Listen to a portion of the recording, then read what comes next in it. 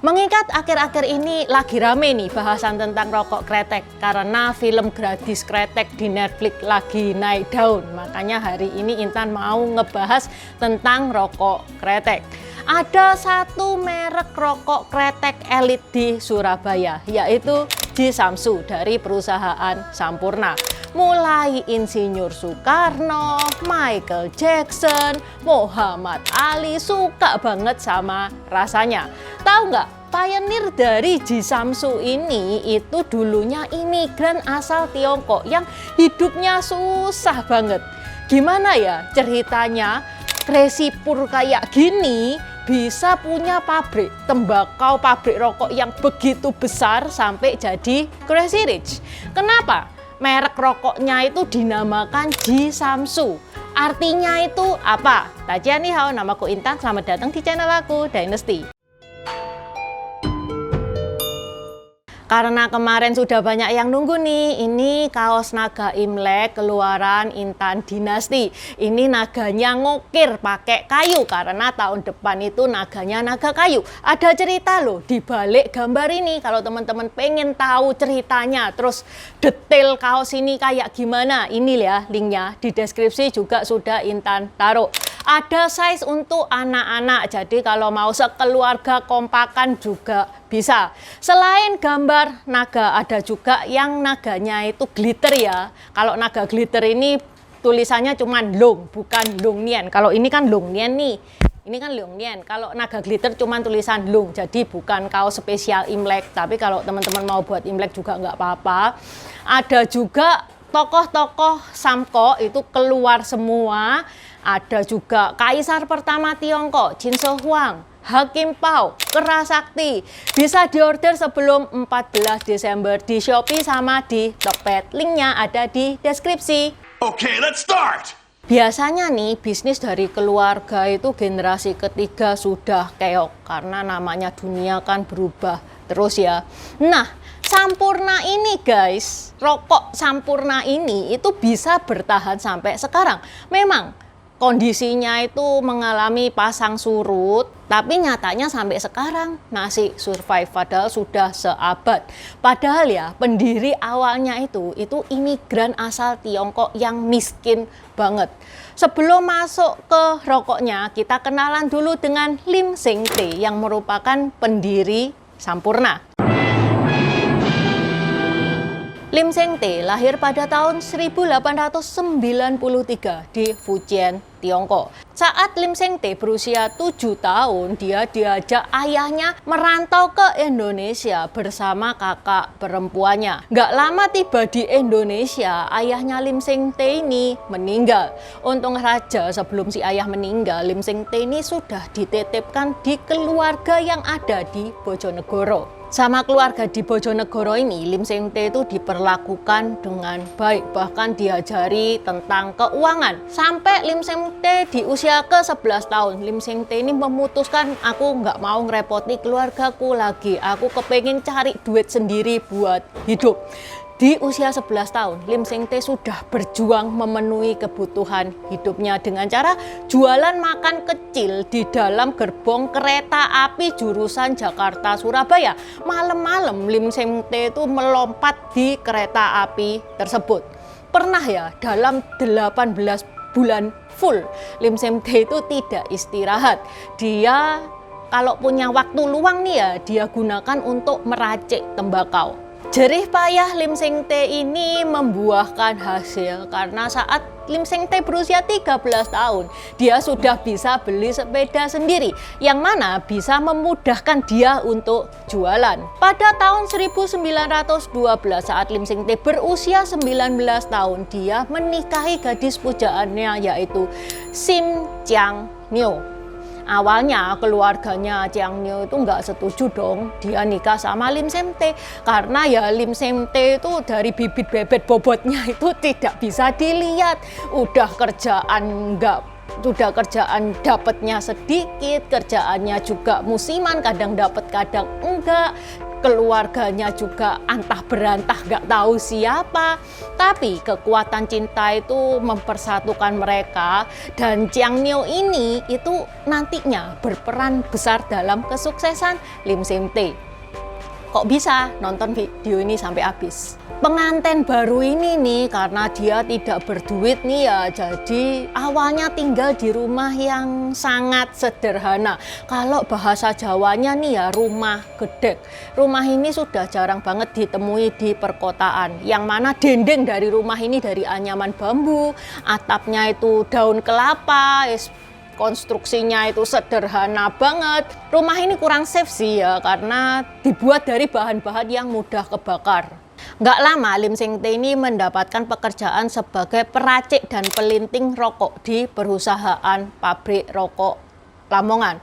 Di sini kemampuan meracik dan melintingnya Lim Seng Tae ini terasah. Tapi Lim Seng Tae kerja di sini cuman sebentar, habis gitu dia resign. Habis resign, istrinya itu buka warung yang jualan makanan kecil, juga jualan rokok. Di mana Lim Seng Tae sendiri yang meracik dan melinting rokoknya untuk dijual ke warung istrinya tersebut. Usahanya Lim Seng Tae ini sempat maju ketika ada proyek jalan raya rumah itu dilebarkan. Banyak pekerja-pekerja konstruksi yang beli rokoknya Lim Seng Tae, yang suka sama racikannya Lim Seng Tae. Habis gitu guys, ada kemalangan melanda. Rumahnya Lim Seng Tae kebakaran. Kasihan banget ya, baru saja usahanya maju, rumahnya sudah kebakaran. Tapi Lim Seng Tae itu dihadapkan pada kesempatan kedua. Ada pabrik tembakau itu bangkrut. Karena bangkrut nih ya, dia ngejual pabriknya itu wes pokok laku, dijual rugi. Nah ini guys, ciri khasnya orang Tionghoa ya. Meski Lim Seng Tae itu rumahnya itu nggak layak, yang dia pikirkan itu bukan beli rumah baru, dia nabung dulu. Beruntung loh istrinya itu punya tabungan yang disimpan di salah satu tiang bambu rumahnya. Uangnya itu bisa ngebeli pabrik tembakau tersebut. Nah loh, rumah gede bisa punya pabrik, keren nggak? Awalnya mereka itu ngebeli mesin pembuat rokok yang sangat sederhana. Tapi perlahan tapi pasti usaha mereka itu berangsur-angsur mengalami peningkatan yang signifikan. Lim Seng Tae itu bilang, wah bisnis saya jalan nih. Dia atas dorongan istrinya pada tahun 1913, dia mau menyeriusi bisnis rokok tersebut. Membentuk badan usaha yang diberi nama Handle Mas Capik Lim Seng Tae. Ya ini yang nantinya jadi HM Sampurna. Lim Seng Tae membuat merek rokok dengan banyak merek seperti Jisamsu. Jisamsu itu 234.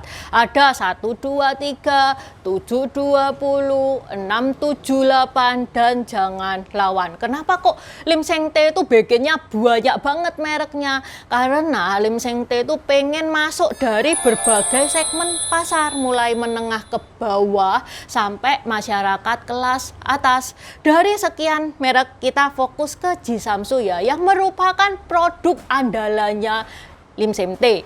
Jisamsu ini itu membidik segmen pasar premium dengan logo dan kemasan yang dipertahankan sampai sekarang. Perusahaannya Lim Seng Tae ini sukses berat guys, sampai Lim Seng Tae akhirnya punya 1.300 karyawan, dan dalam 1 minggu dia bisa memproduksi 3.000 batang rokok, yang mana dominannya kebanyakan ya merek Jisamsu itu. Tapi ada bencana bagi Lim Seng Tae ya, dia apes banget nih. pada masa Jepang, penjajahan Jepang tahun 1942. Lim Seng Teh ini ditangkap dan disuruh kerja paksa. Asetnya hilang, diambil sama Jepang semua. Saat Indonesia merdeka, ya miskin lagi dong, mulai dari nol lagi. Tapi Lim Seng Teh ini bersyukur guys. Kenapa? Karena keluarganya itu masih utuh. Ya wes lah, uang itu bisa dicari. Apalagi nih, merek dagang yang sudah didaftarkan PT Handel Maskapit Lim Seng Teh tadi itu ya, itu masih diakui. Jadi masih bisa lah, kerja lagi itu masih bisa. Lim Seng Teh mulai dari nol di saat usianya ke-52 tahun. Wah, ini perlu ditiru loh ya.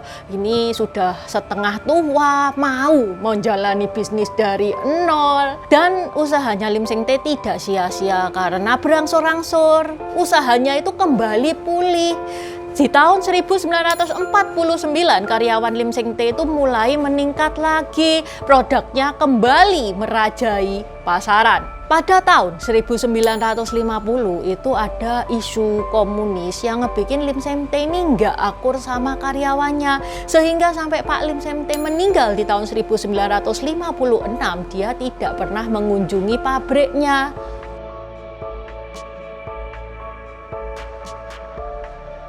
Perusahaan Lim Seng Teh, Handel Maskapit Lim Seng Teh itulah ya, itu mengalami kesulitan besar sepeninggal Lim Seng Teh, yang mana dua putra sulungnya yaitu Lim Swee Hua dan Lim Swee Ling itu tidak tertarik untuk melanjutkan bisnis ayahnya.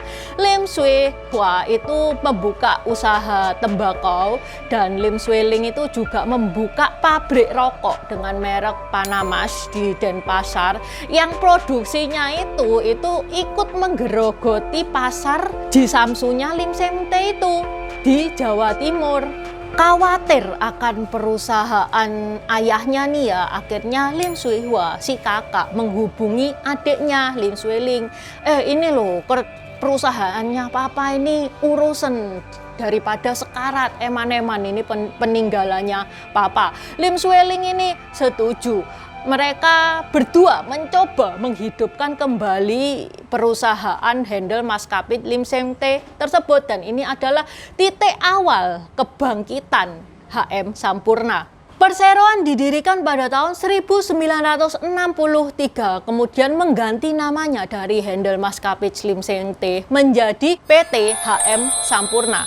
Dan PT HM Sampurna itu mengembangkan berbagai produk. Selain Jisamsu ya, dia mengeluarkan Sampurna hijau. Tapi pas era tahun 1968 itu masih kalah pamor sama pesaingnya, yaitu Minyak Jinggo. Perlahan tapi pasti Jisamsu itu mulai dikenal lagi.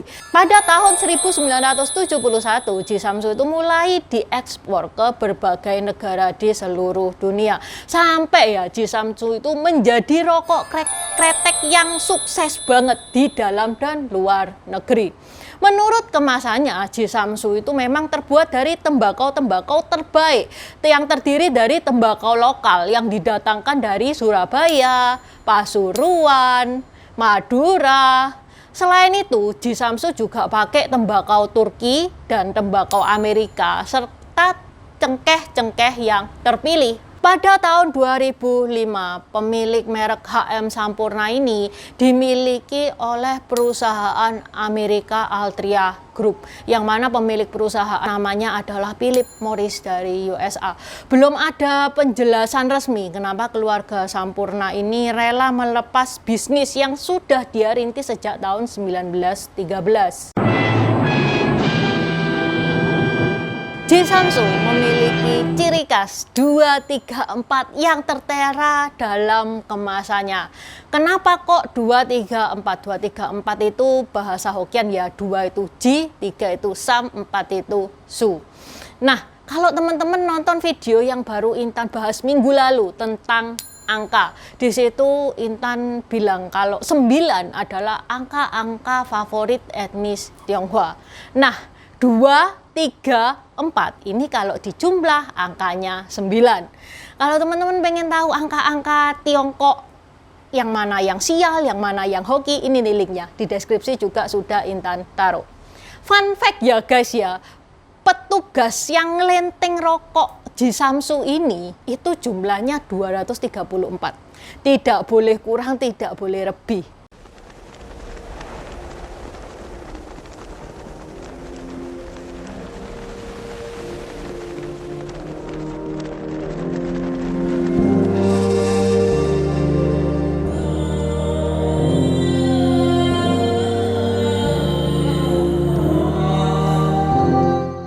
Pembuatan rokok Sampurna di Surabaya ini masih ada loh, namanya Museum House of Sampurna.